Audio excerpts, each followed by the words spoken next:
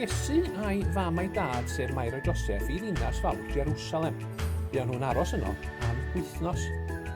Pan oedd hi'n amser mynd adra, cychwynnodd Mair a Joseph ar ei taith gyda nifer o ffrindiau o'i pentra.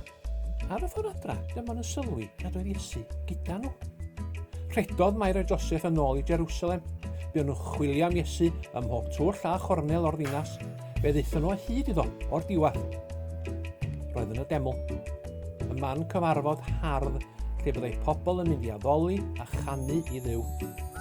Roedd Iesu'n siarad gyda'r dynion clyfar ar athrawon. Roedd Iesu'n fwy clyfar na nhw.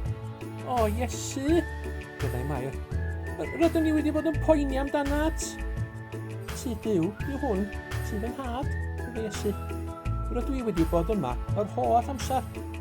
Yna, aeth pawb adra gyda'i gilydd, a chofiodd Mair yr hyn a ddywedodd Iesu.